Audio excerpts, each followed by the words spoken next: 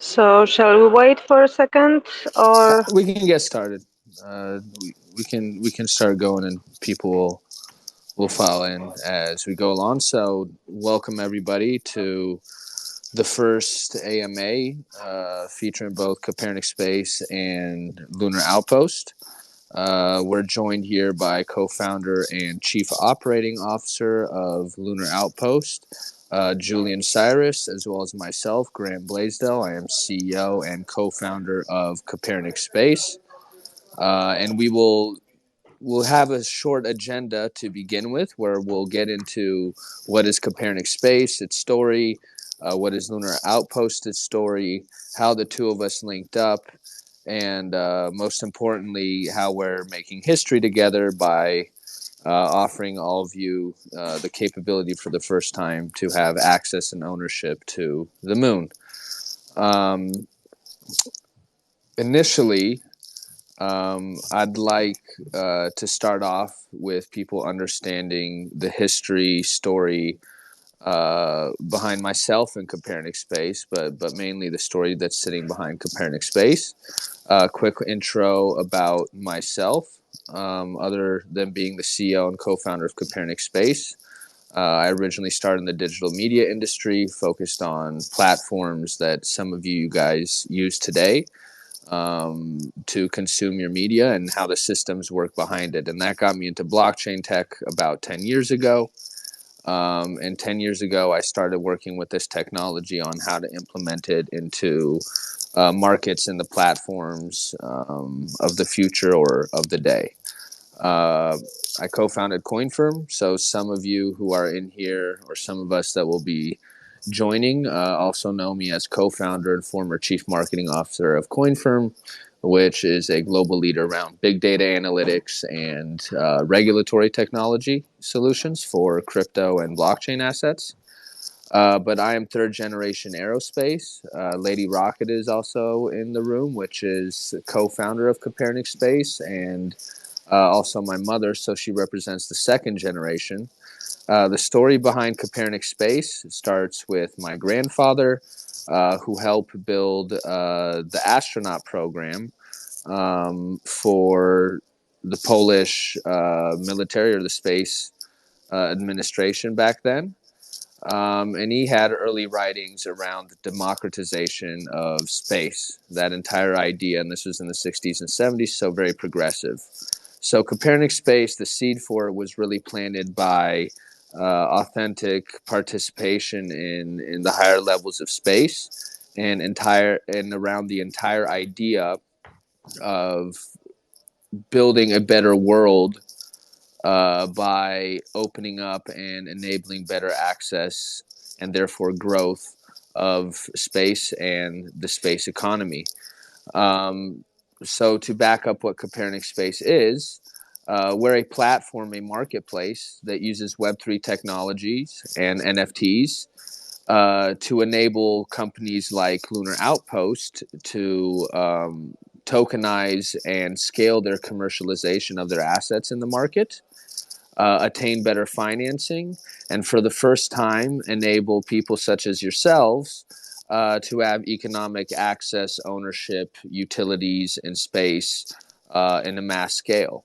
Um, so we have been building this mission for a couple years now.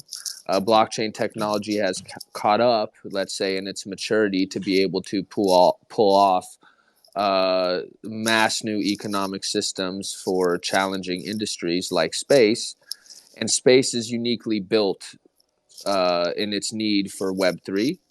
And if we're going to create what is supposed to be the largest and most important market here on Earth, to build it under a new economic operating system than the ones that we've had, and the one that already exists in space, which I'm sure Julian can get into more, kind of the processes in the space economy today and how they can be streamlined, digitized, the assets tokenized, and not only make these processes much better, more efficient, and scalable, but once again, enable access to all of you in here. So Copernic Space is here to not just digitize, improve, and scale up the space economy, but equally and even more importantly, to enable every single person on Earth to have economic ownership and participation in it. Because both you guys as well as the space companies depend on each other when it comes to this growth and scalability. So Copernic Space has publicly been coming to market for about a year and a half, 2 years. And the relationship with Lunar Outpost started over a year ago, I think, at this point, Julian.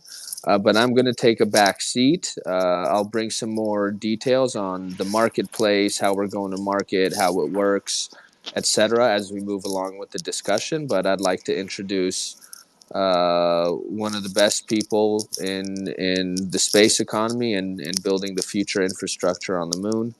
So please welcome Julian of Lunar Outpost. Yeah, thanks for the introduction, Grant, and thanks for having Lunar Outpost on. I'll just give a little bit of background about myself and Lunar Outpost as well. So I'm Julian Cyrus, Chief Operating Officer and co-founder of Lunar Outpost. We started Lunar Outpost in 2017 and did so at the time with the goal of creating a sustainable human presence off of Earth.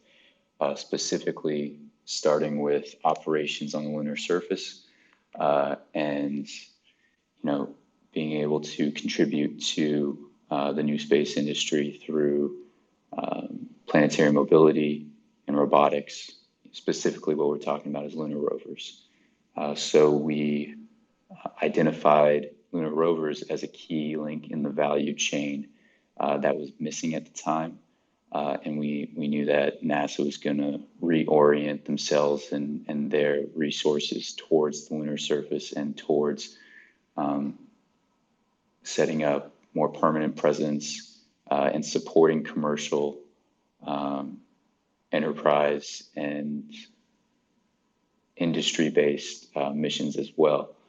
And so, we saw lunar mobility as a great place to get into the industry to start providing value. And fast forward a couple years, we have 2 missions to the moon right now that are booked. The first one will be taking place in mid 2023, June timeframe, and that's going to be launching on a SpaceX rocket, landing on an Intuitive Machines lander. And our rover will be exploring near the South Pole of the moon. So it's going to be landing on the Shackleton Ridge, Shackleton Connecting Ridge near Shackleton Crater, which, if any of you guys are familiar with kind of the South Pole of the moon, it's a really cool location. There's a high area of interest, in part because Artemis astronauts are going to be going there in a couple years. And there's some really interesting things from a resource standpoint. There's peaks of eternal light there where the sun essentially never sets. There's places of permanent darkness, permanently shadowed regions where these craters where ice has formed. So there's really a lot of really cool stuff in that location where we're really excited to be going there, and also to be partnered with Copernic Space to try to bring more people, get more people involved in that mission. We've also got a mission going to the Reiner Gamma region of the moon in 2024. That's in partnership with Johns Hopkins APL, and it's going to be investigating the magnetic anomalies in that region. So there's some magnetic swirls there that nobody really knows why those formations are there, but we're going to go and figure it out, and who knows what we might find. So that's kind of what we've got lined up in the next couple of years for lunar missions. We're constantly, trying to book more flights to the moon, expand the capabilities of the rovers that we have, which the rover that we have that is on those 2 missions is called MAP, the Mobile Autonomous Prospecting Platform. It's about 10 kilograms, and about half of that is payload space, which is really important because you pay by the kilogram to get something to the moon. And so we've got that. We're building larger rovers as well. We're involved with ISRU, or in situ resource utilization projects, which is basically, converting in resources in space to be able to use them, which is ultimately what will enable a sustainable presence in space to happen. Example of that is the MOXIE instrument on Mars, which is on the Perseverance rover, turning carbon dioxide in the atmosphere to oxygen. We're working on that in partnership with MIT. And so we're involved in a lot of different things. We've been growing pretty quickly, headquartered in Colorado, around the Denver area, and yeah, we've got a really strong team, and helping to make space more accessible, not just to the government and to the nation and to other nation states, but to companies and even to individuals, is something that we see as important, and kind of why we're here today. Awesome. Thanks for that, man. Maybe it's a good segue to focus in on how we got connected and the first case that we're working on together. Feel free to butt in anytime you want. But I had the opportunity to speak. This is right after COVID started, pretty much. I had the opportunity to speak for New Space New York City.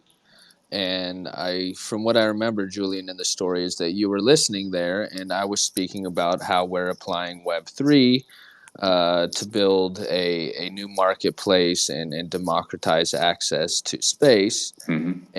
And you reached out to me, and we started discussing about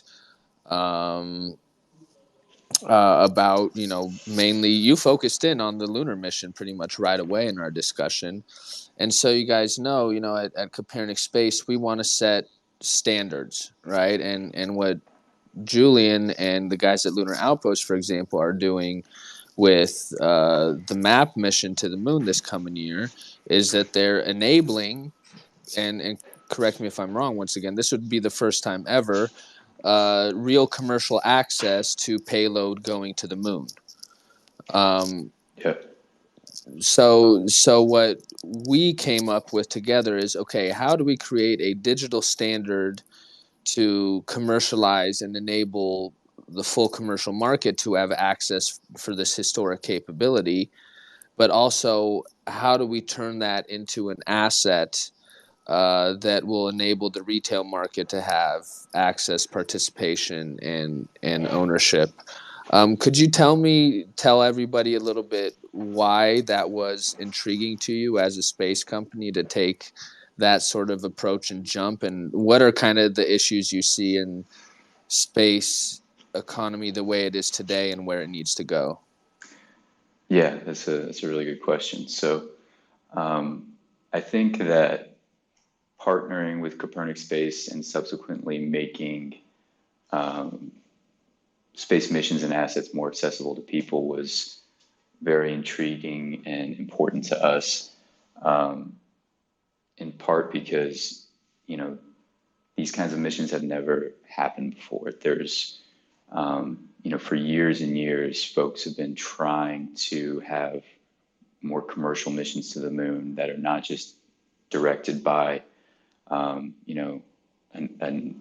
by NASA saying, "Hey, let's do this," and then they build this really great technology and it goes, but it's infrequent, and part of the reason why that was because there wasn't a customer base to support, there wasn't a marketplace to support those extensive mission sets, and so for years, folks have been asking, okay, where's your customer base? Where's the marketplace? And this is important for, obviously a lot of different reasons.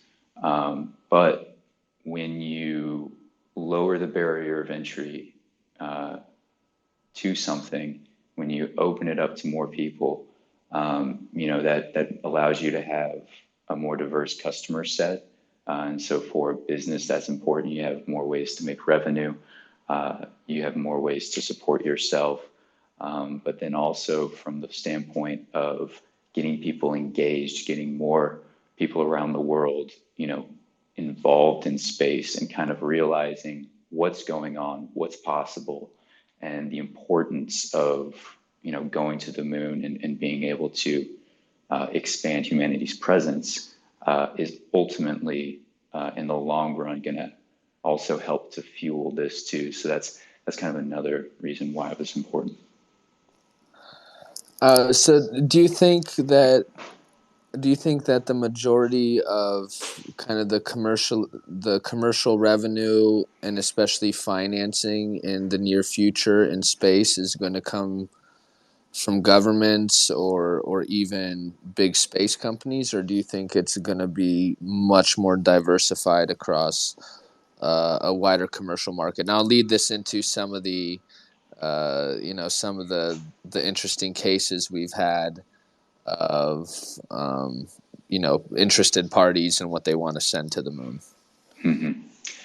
Yeah, right now it's definitely going to be, more government based. Like I said at the beginning, NASA is actually consciously creating programs and has been funding some programs over the last couple of years to help grow the capabilities of the commercial sectors, which is, I think, a very, forward thinking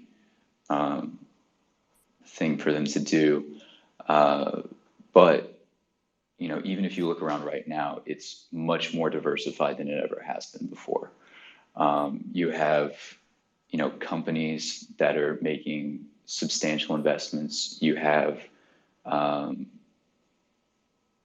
venture-backed groups and private equity firms that are looking into cislunar space. You have traditional aerospace companies, large aerospace companies that are expanding, what they consider to be possible and what they're putting money into as well. And then, of course, you have, high net worth individuals and even, folks now with the ability to get in at like through the Copernic marketplace, that are increasing the diversity of the funds that are coming into this area. Thanks for that, man. So I'm going to get back to our case, which actually is live on the first stage is live on copernicspace.com. And I asked the last question kind of as a transition. So let me relay what we're offering real quick and some kind of the interesting cases or examples we've had happen during all of that. Can you guys hear me okay, by the way? Yeah, okay.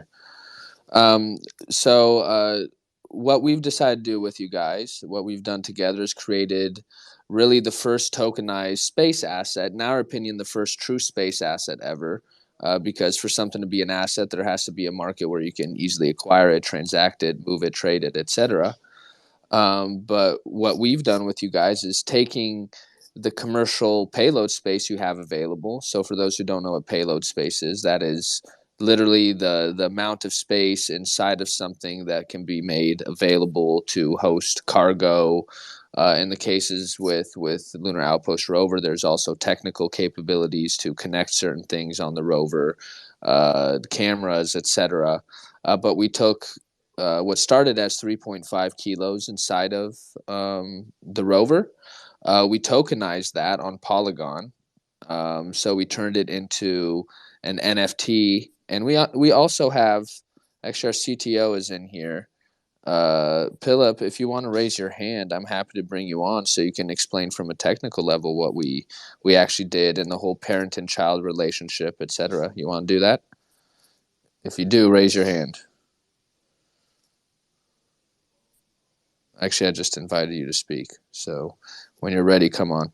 So what we've done is we've turned that 3.5 kilos into an NFT. And we've built an entire marketplace and digital interface that enables whether they're companies or individuals to come on the Copernic Space Marketplace engage Lunar Outpost in a digital process to acquire the rights to physical space. For physical payload, it's 100-gram minimum, so they have to start at 100 grams. Right, so you acquire this 100 grams, you go through this process with them, you can share agreements. This all happens on the marketplace.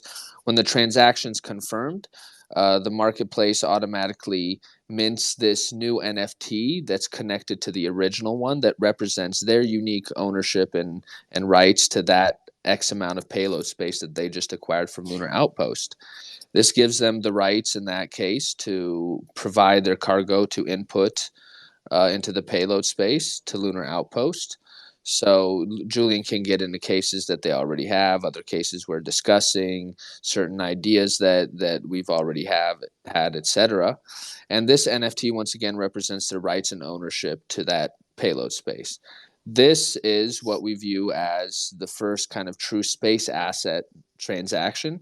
The cool thing is we don't stop there. We didn't just through that create a digital commercial standard for physical payload.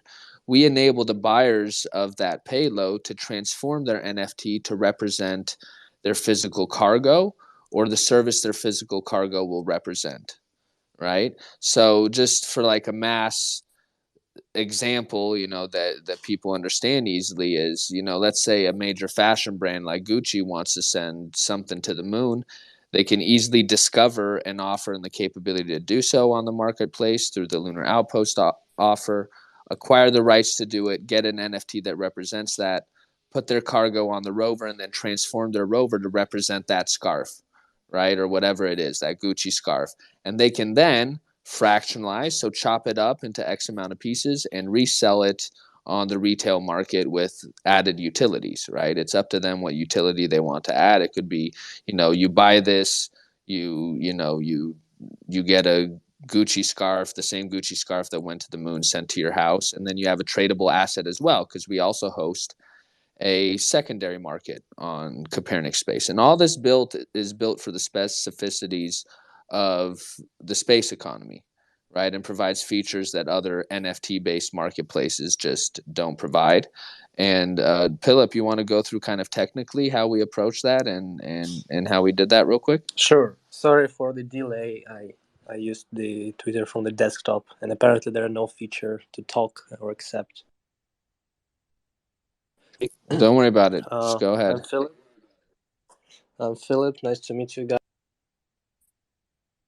How we are building the approach.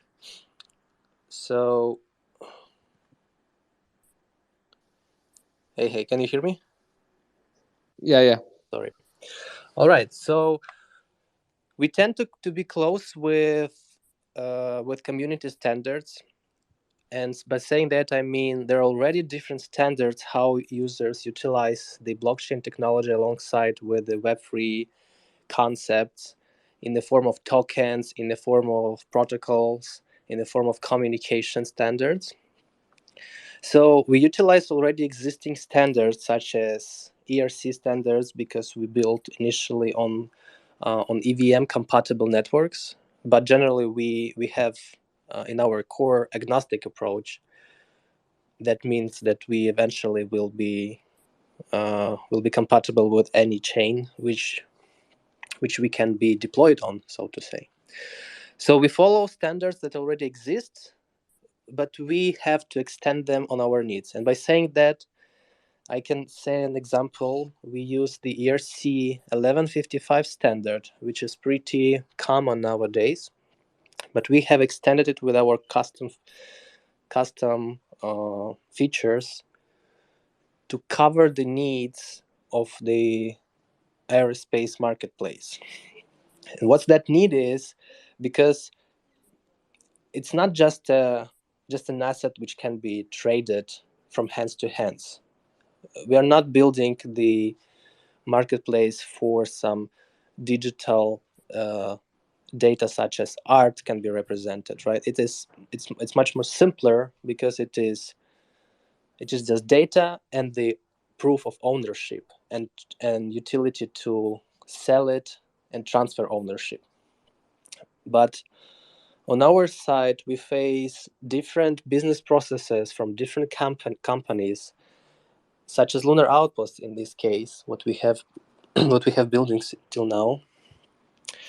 And those processes are pretty complicated, so to say, right? So we try to adjust the platform alongside with the standards of the blockchain technology to cover those business processes, to streamline them, to make them more comprehensive for other users, right? So people can get onto the platform and see a variety of possibilities for them in an easy and catchy way, but also simultaneously they can get the service or they can acquire the product. So we are mapping the complex business processes in the space economy towards streamlined process on the platform to make it happen as soon as possible, right? We even forecast some transactions to happen right away on demand by the buyer side. So if the service or a product uh, is reliable based on description, the buyer can buy it right now, and he will get a verification of that purchase in the form of non-fungible token, which can be resold eventually if needed. But that serves as a proof that transaction has been completed, and now the seller is obligated to provide the service or the product to the purchaser. Thanks. I think you said something important there, which was the buy now feature. So before some people have their hands up, I see I'll get to you in a moment. Just so people understand, we've separated this sale into two things. One, digitally creating the capability for people to acquire the ownership and capability to send something physically to the moon for the first time ever.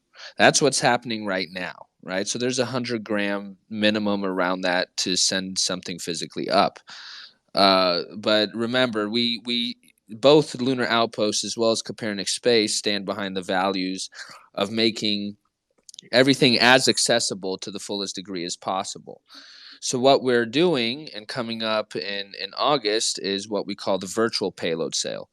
So this enables all of the entities that bought physical payload to transform, fractionalize, and resell ownership and access and utility to their physical payload that's going to the moon, but also for individuals or companies to acquire fractional ownership of whatever space is left that has certain utilities, right? The most important kind of mass market one is that if you buy the minimum, which is 0.1 grams, which goes to that buy now feature that Philip was talking about. So kind of more of an instant transaction aspect that you're used to on other Web3 marketplaces. That you receive a utility to be able to send a message. Think like sending a tweet, sending a message on the Lunar Outpost rover computer, and have that actually go to the moon. So not only do you acquire the first true space asset, in this case lunar asset ever, but there's an attached utility that no other people have had before in the history of mankind. So I wanted to add some clarity to that so people understand what is actually going to be happening, that it's not just, hey, you have to spend X amount, 100 grams plus to send something physically, but we're providing unique ownership of a true space asset with utility in the most democratized manner possible. I have some more stuff I'd like to add. And I'd also like Lady Rocket to add a little bit about, the vision and the soul that stands behind Copernic Space, and also, of course, bring Julian on for some more aspects that I have. But I'm happy to open it up to some questions right away. So, for example, Refi DAO, you can go ahead. Yeah, thanks, guys. This is super, super interesting to me.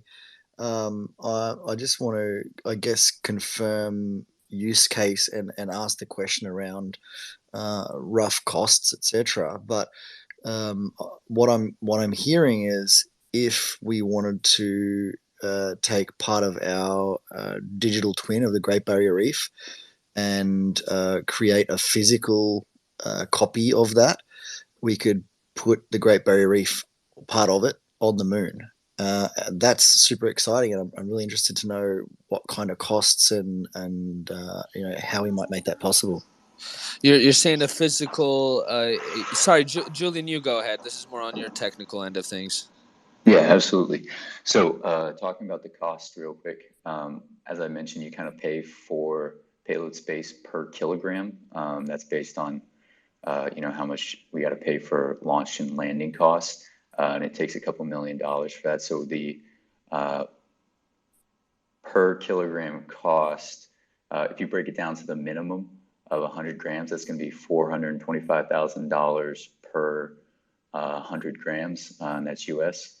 And that sounds like a lot, but this is the first time that access has actually been able to happen, and it's actually quite cheap from spaceflight perspective.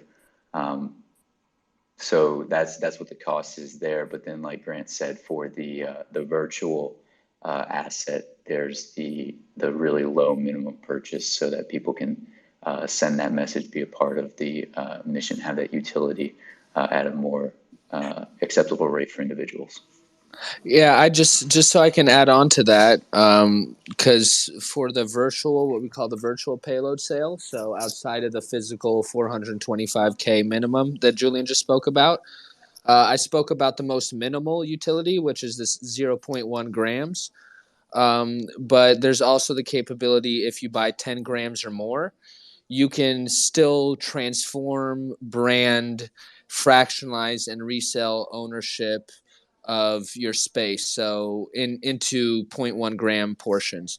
So if I buy 10 grams of space, that NFT I get representing that space, I can transform it to represent, for example, a digital 3D representation of the barrier reef, right? And then change the title of it, etc. And then I can fractionalize it into 100 portions, because it's 10 grams, 0.1 gram minimum portions, and I can give that away, resell it, fundraise off of it, create a charitable event off of it, etc. So we understand, and like Julian said, it seems like quite a bit of money up front initially, but it's actually not in comparison to what it's actually doing and what kind of the standards that have been set on the space market. And that comes back once again to the values both Lunar Outpost and Copernic Space share around providing, easy to understand, accessible, in this case pricing, but what we add is that layer of the fractionalization that and different sort of asset creation that enables the wider commercial and retail market to participate and have cool utilities out of it, and as well as an asset that they can trade further, right? Because at the end of the day, we're also bringing, for the first time ever, true ownership, economic ownership to the space economy for everyone. So we're, I'm sure Julian as well as myself are happy to follow up around the reef idea, and also just curious to learn more about the DAO, etc. Because there's very interesting comparisons between let's say the ocean, the water world as well as the space world. I don't know if you know, but we have a friend of the company. He manages the underwater programs for NASA. So a lot of the NASA trainings are happening deep underwater, and a lot of the same concerns around very similar models are going to be coming out, like yours. For example, we have Skytles in the room here. So I can bring up the Skytles guys if they want to come up. Skytles is a friend and partner of ours, and they're a space DAO that their main focus is space debris, right? So my guess is that you guys have similar approaches, potentially similar models, addressing, potentially you could say similar issues, just one is in space and one is in our oceans, right? So that's the cool thing about space in reality is that really when you get in the space economy, you see how it touches and relates to everything. I hope that answered your question to some element. Feel free, of course, to follow up if you want right now with another question. Yeah, no, Otherwise, that's awesome, Grant. Thank you so much. I wish we had $500,000 spare to put the first piece of reef on the moon right now. That'd be awesome. it would be, but Julian. Although Julian, you can go into the details of this as well. I feel like we could talk for a few hours about all this stuff, but certain missions have certain restrictions based off who's participating in it, etc. But I know that Julian and the guys are going to build future missions for you guys. Um, Future missions that will enable you guys to have that.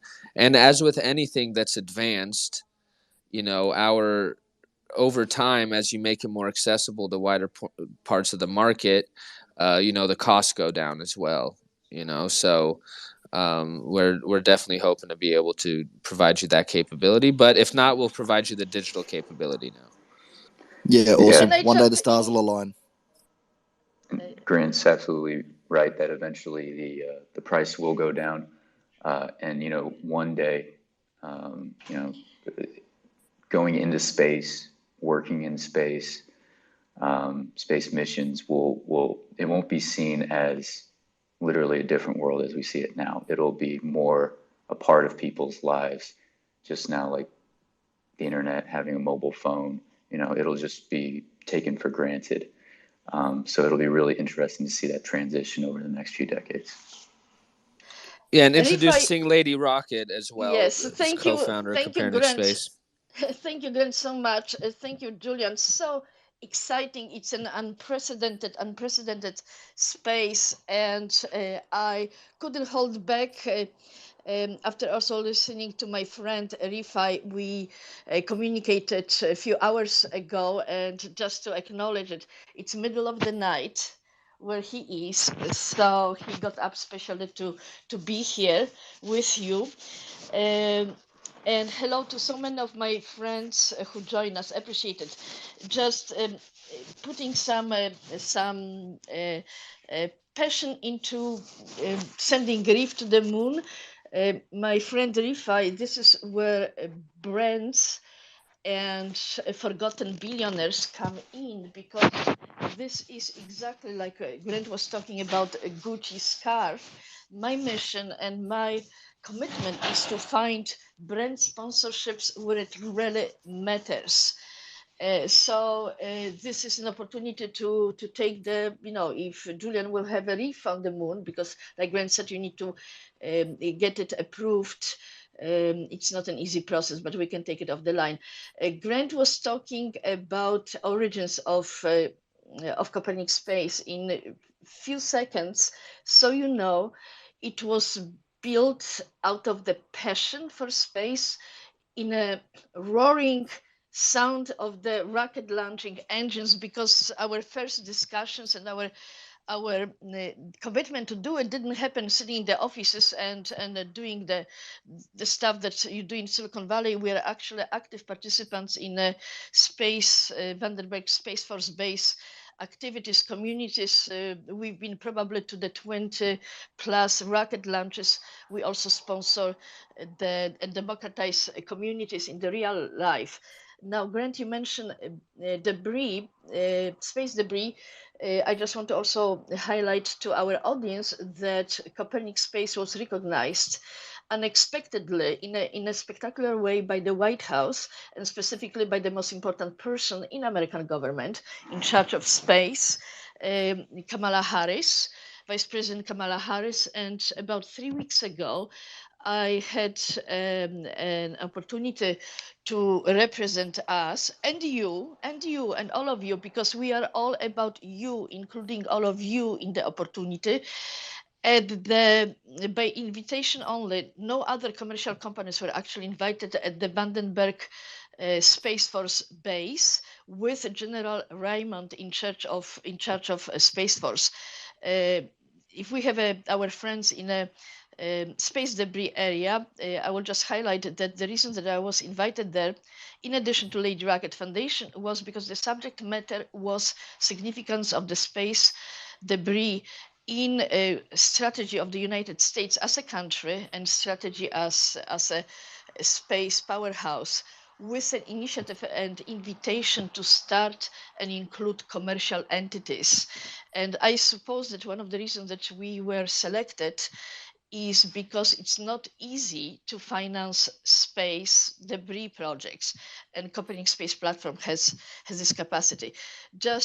I just want to acknowledge Julian also for his leadership, for his visionary decision making to invite Copernic Space and Grant, and through that all of us, to be able to share in something that he has built, which is unprecedented and very beautiful, because I had a privilege and pleasure to actually not only meet Julian, but also meet his incredible Lunar Outpost moon rover, which to me is one of the most beautiful creatures that I've seen. We were together at the CES. So I encourage you, go on the website of both companies, take a look at it. And what Julian has done is it is a pioneering of the way by connecting with Grant and Copernic Space to enable inclusion of all of us, especially the pivotal, critically important first return to the moon. So thank you for letting me share, and again, thank you to all my friends who are here and listening to us. Lady Rocket, for this moment, I am done. Thank you for letting me share. Yeah, Thank thank you. you, Lady Rocket. That was a very nice sentiment. Julian, maybe you want to get into what is actually happening with the rover, who's going up already. We can talk a little bit about, crypto and Ethereum nodes in space, since you have some exposure to that as well. And that'll tie into some use case stuff.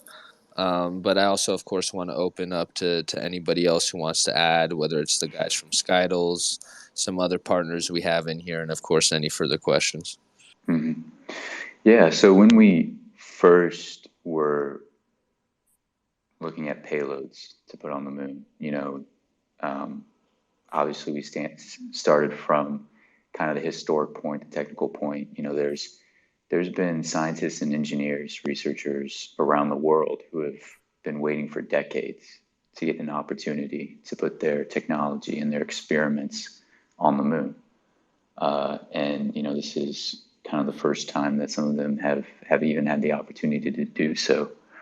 And so we started from that position, trying to, maybe get, mass spectrometers to try to determine what the composition of the lunar regolith or the soil was in certain areas, drills, for example, those kinds of technical things. And then we started to branch out a little bit more.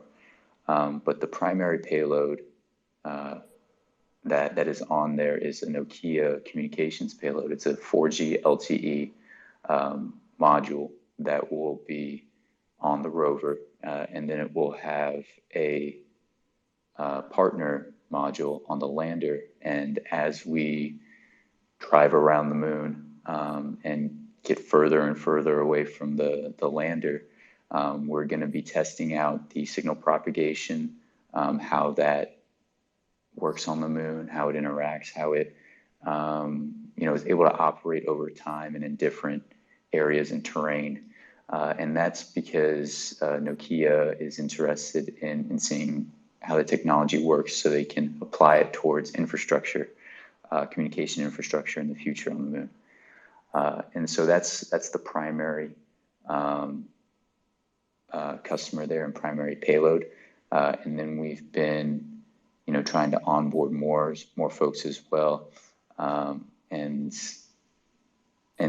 We've also got our own kind of payloads and instrument sets, just trying to gather as much information as we can from the lunar surface, such as, what the solar radiance is, how strong the sun is, what the temperature is. Even really basic stuff like that is super important on the moon, especially when you're talking about, surviving temperatures that can go from negative 200 to positive 200 C.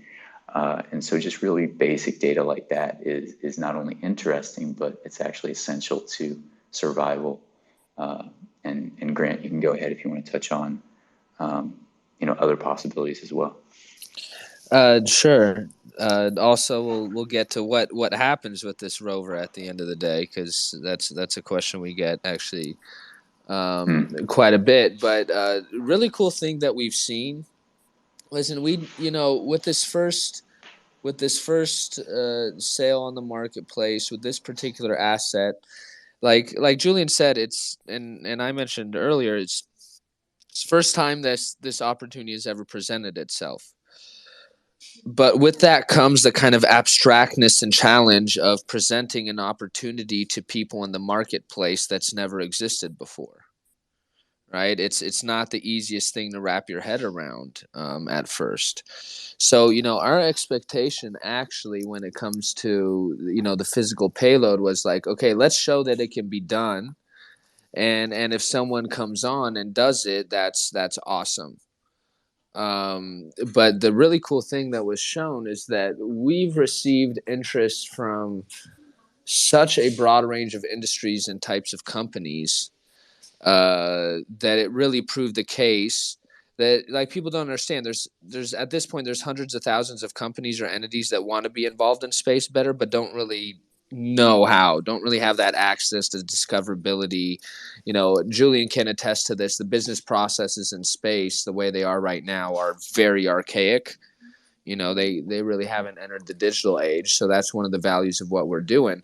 But we've had alcohol companies, we've had hemp companies, we've had IoT companies, we've had crypto companies, NFT projects, if you want to count that as crypto companies, fashion, pretty much a massive section of the market overall started talking to us, and I'm sure Julian as well, around this case. So it's proven that there's actually a massive commercial market outside of the space industry itself to participate in space in a very serious way. Right. So one of the things that we feel that our marketplace really provides is not only this, what we call economic operating system for space, but just the pure fact of discovery of the capability of being able to do something and giving, and Lunar Outpost is better at this than most, right? But like, space companies are generally not very set for public marketing, communication, engagement, discovery, etc.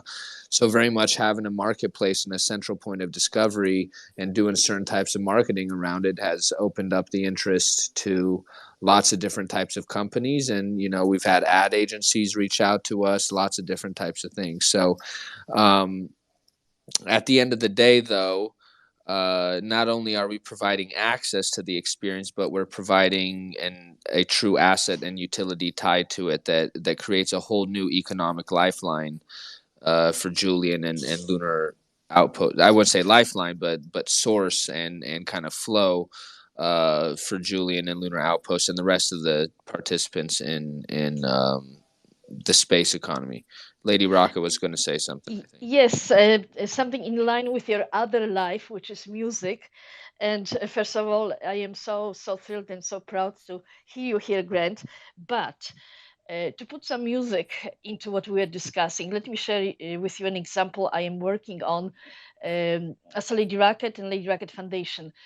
I don't know if some of you know, but Beyonce and Jay-Z recorded a couple of months ago the new version of incredible song Moon River. Some of you might be too young to remember iconic film Breakfast at Tiffany's, where this song was, it was incredible hit. Why are we talking about it here while we have Grant and Julian and all of you? Because I want to share with you a magic and a secret recipe on how to bring esteemed brands into the discussion by connecting the dots and transferring some events in their lives into opportunity to send something meaningful to the moon. the connection between Beyonce, Moon River, in addition, of course, to making it one of the most beautiful songs to send to the moon, is that the sponsor of re-recording of this song is someone that I've also interacted with on the subject of sending a little reward sculpture to the moon. Incredible brand, reputable brand, historic brand, Tiffany's, one of the oldest American brands, because when Julian and I met for the first time in Las Vegas, where he did outstanding job showcasing the MAP, the Moon Rover. We had creative discussions about who, why, what, and I remember Julian said something very important that speaks about him and his company. He said that to send something to the moon, it must be meaningful, appropriate for the occasion and for the purpose. So I eliminated like 80% of the brands from my list, but Tiffany is there. So Tiffany sponsored this song to bring back some attention to its wonderful brand. But I bet very few of you know that Beyonce recorded this song, and it's a beautiful video. So we are exploring possibility to do it in time so we can catch this particular ride to the moon with sending a music to the room to the moon, with Tiffany being economic and marketing co-sponsor of the endeavor. Is it easy to do it? No, I've been at it for quite a few months, because just like Grant and Julian, we are breaking a new territory. Taking brands on the journey to the moon takes incredible amount of passionate education, exploration, and jumping around their organization. So you find the people who, just like you in this room, have a courage, imagination to change the world to be a better place. So perhaps we'll see. Tiffany also designed beautiful trophies for NBA and most famous NBA players. So this is a little bit from the landscape that we are grooming, evolving, cultivating to bring also economic resolve and new sources of funding for incredible things that Lunar Outpost and Grant have prepared for all of us. So thank you for letting me share, but this is a really incredible journey, because ultimately the results of what we are doing is we will put more meaning into the moon. We will redefine how to love moon, how to be passionate about moon. And just to conclude, I checked what is already on the moon that kind of fits into the category that we are discussing here. So one of the most fun, interesting things that were already sent to the moon is Falcon feather. There is a Bible. There is a picture of one of the astronauts left behind after he passed away unexpectedly at the age 61. There is a golf ball. So there were an early attempts to make moon not scientific only. So again, Grant, congratulations, and Philip, because you have created a spaceship application, so to speak. You created spaceship for the space economy, and I couldn't think about a better first partner, which is Julian and Lunar Outpost. Thank you for letting me share. I am done. Thanks for that. And we don't want to run too far with this first AMA.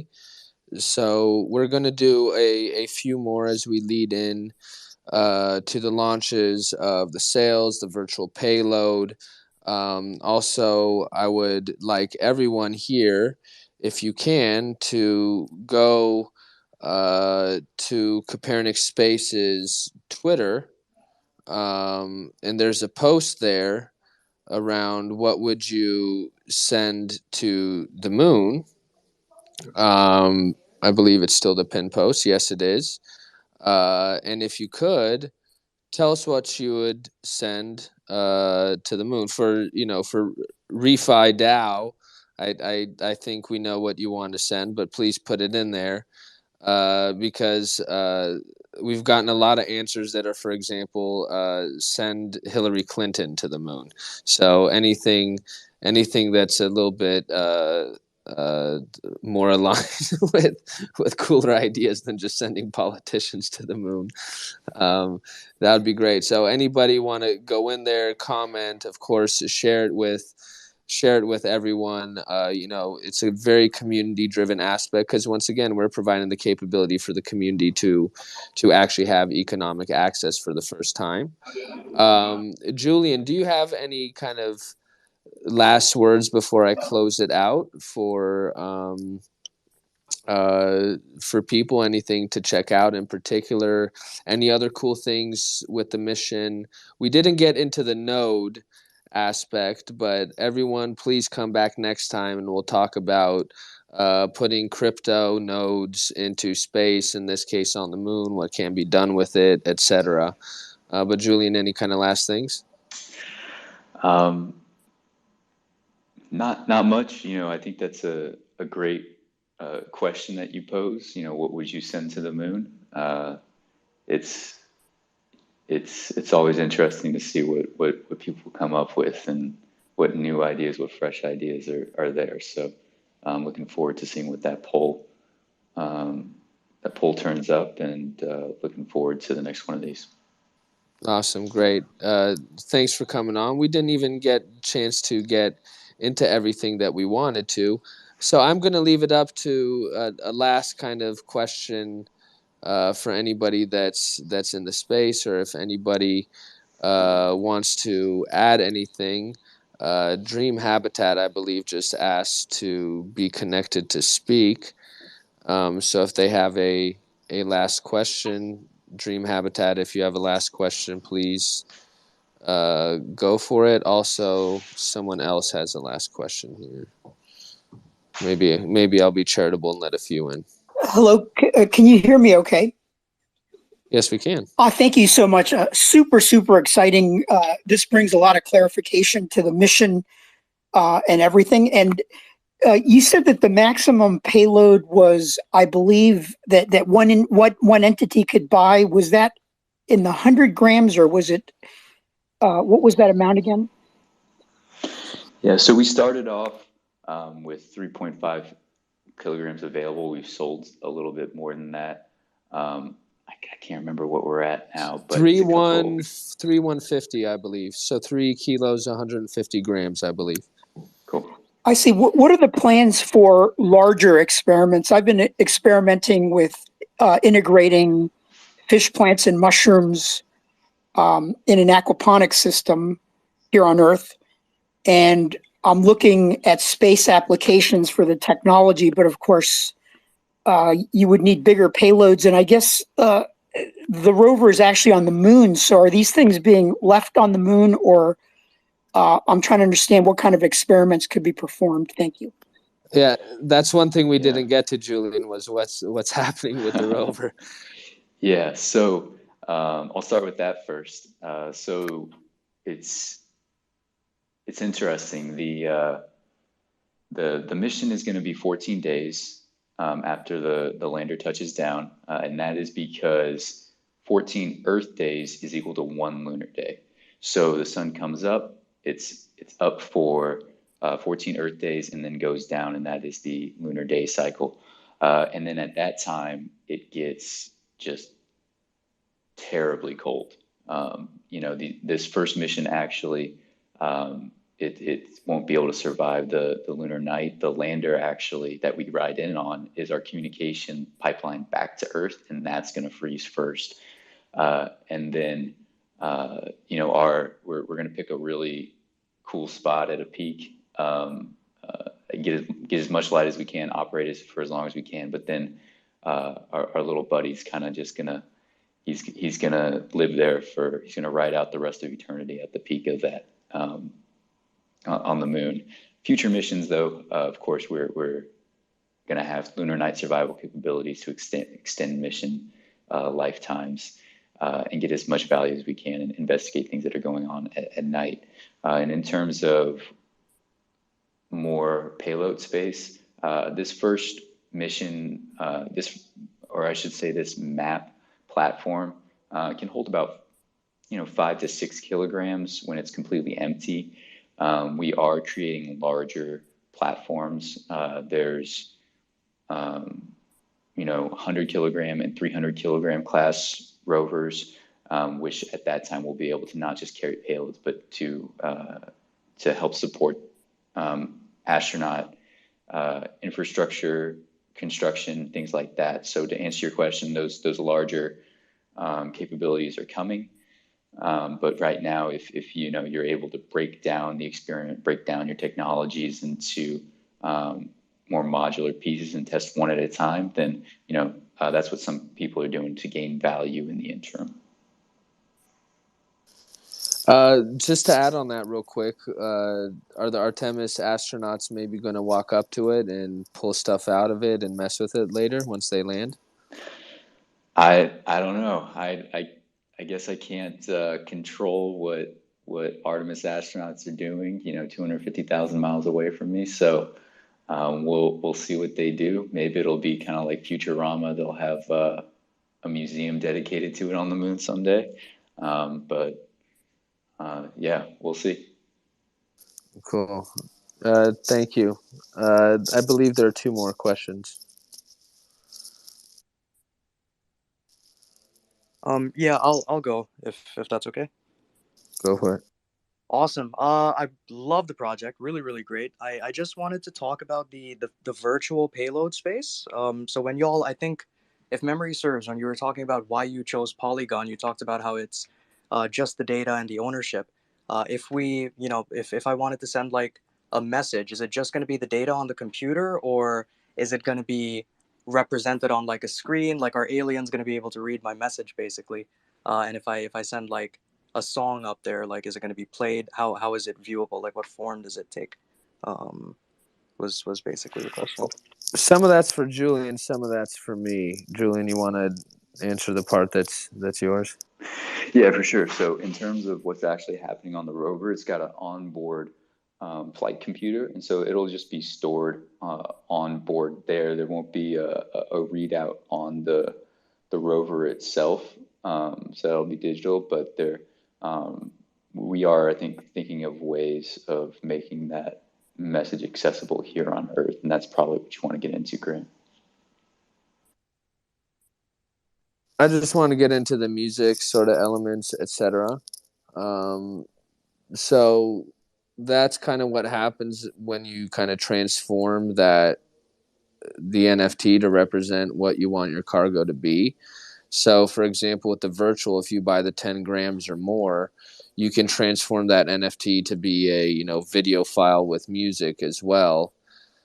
So what you're technically selling is like fractional ownership of your space, your branded space that's on the moon, with access to some sort of song or media behind it, right? So the whole aspect of sending a song itself to be hosted on it, I mean, that's discussable. I think once on the next call, on the next AMA around this, we can go a little bit more into use cases that are actually kind of happening, and a segment of the market that's growing that I started discussing with Julian with around a year ago, which is what we call digital payload, right? So how do entities get access to memory, computing power, space, certain digital services like minting or transaction confirmations in space? So come back on the next one and we'll talk about that a little bit more. And I believe there was one more person that wanted to ask something. If not, then maybe I was wrong. Anybody else have any other question, want to raise their hand before we keep it moving? Nope.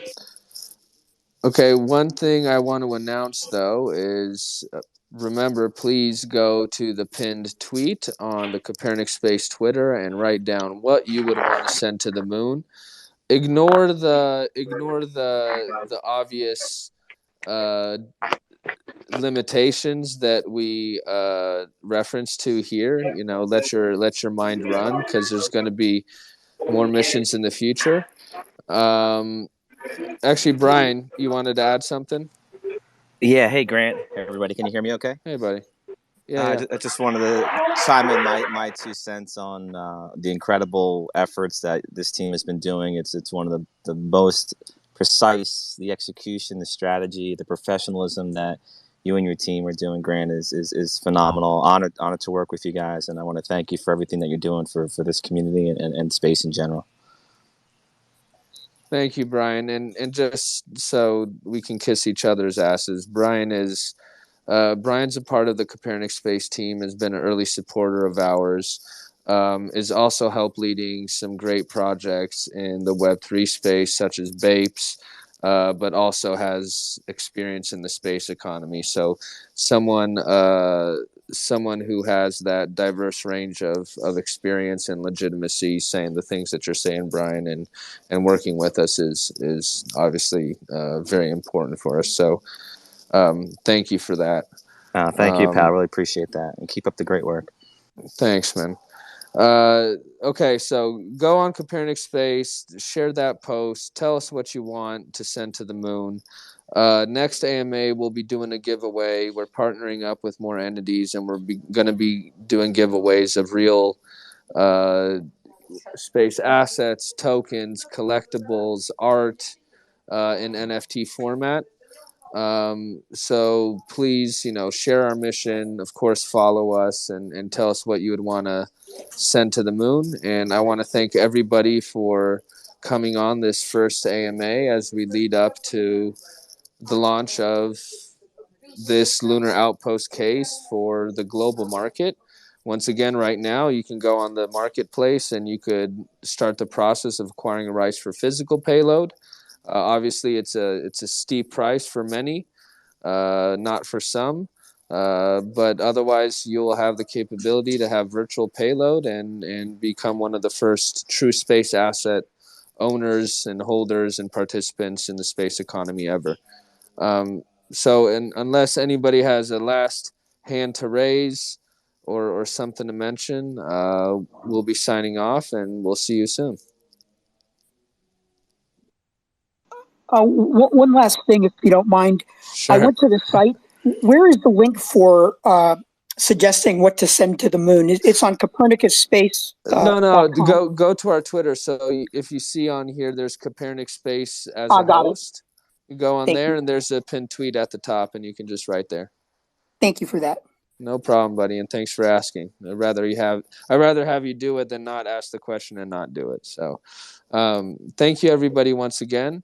Last call to questions or comments. Going once, going twice, going 3 times, and we got clapping in the background. Good stuff. All right, thanks, guys. Okay, thank you. Bye.